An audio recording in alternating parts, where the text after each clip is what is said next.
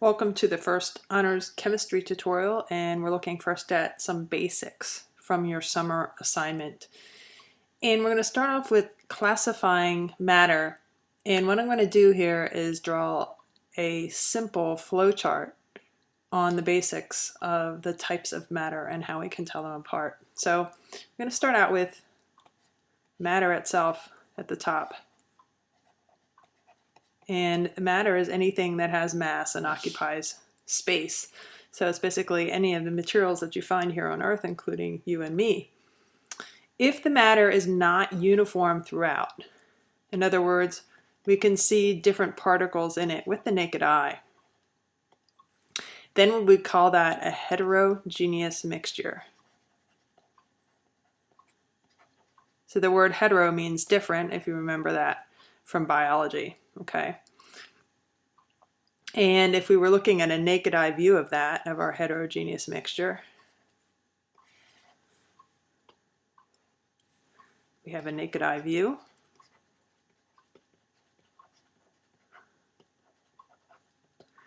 What we would see are very different distinct particles. And we could pick out all the pieces of that mixture. And some chemistry textbooks will use the term phase, and they'll say the mixture has different phases, and you can see those phases very easily.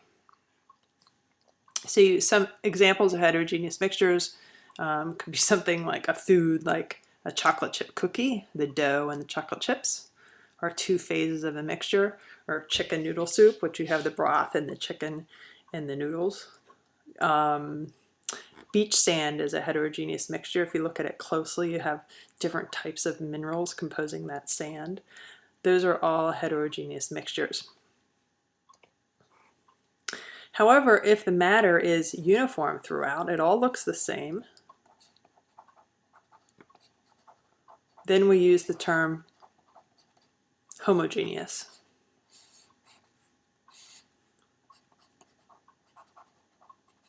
But we're not going to use the term mixture right off, okay? If the matter has a variable composition, meaning it's composed of different things that we can physically separate, okay, it is then called a homogeneous mixture.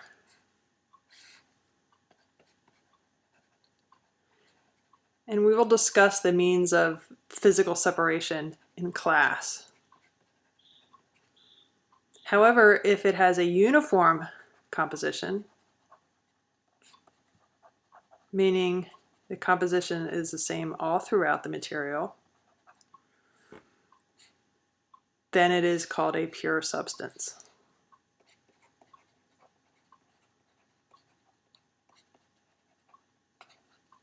So by uniform composition, really what we mean is that the substance has a chemical formula.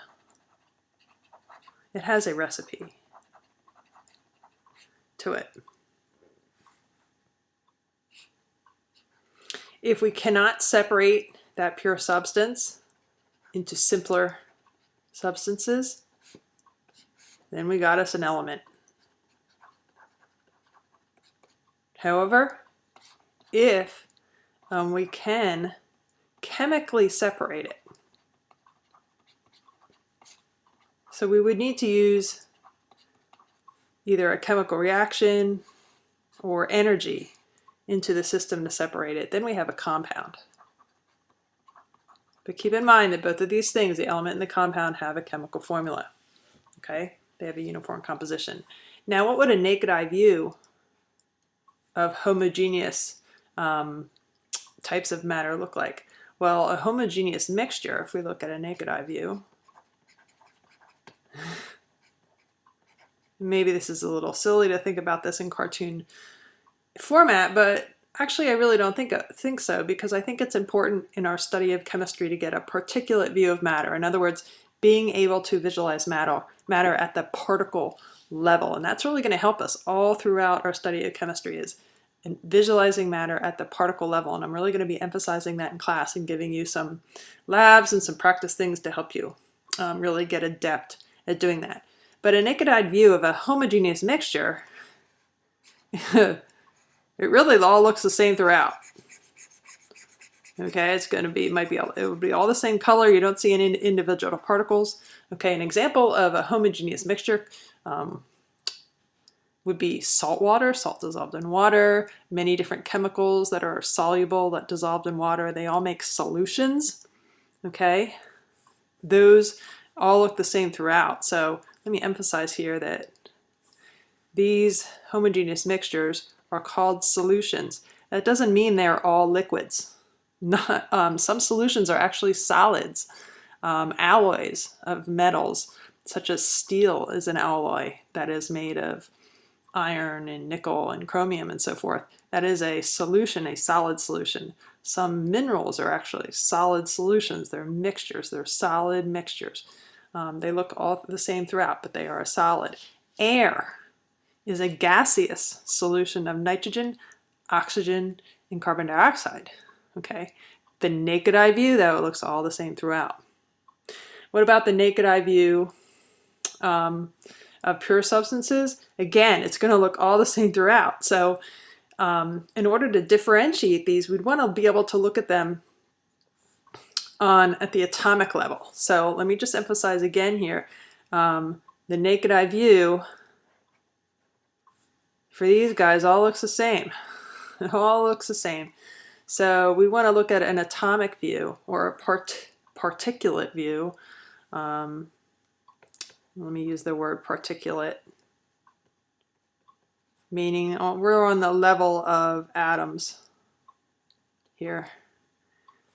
So a particulate view for these guys, a particulate view of a solution, you could see it, you'd have small particles interspersed in a medium. So for instance, for salt water, salt dissolved in water, you actually have sodium and chlorine ions, sodium and chloride ions interspersed in the water. And we'll talk about that in more detail later.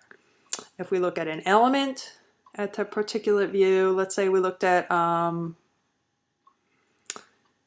piece of iron, okay, or an iron nail. We have iron atoms. We could see the individual atoms, and we actually can see these now on atomic force microscopes. You can see the atoms, and they'd be arranged, if it's a solid, in a regular repeating pattern, and we'll take a closer look at that in class.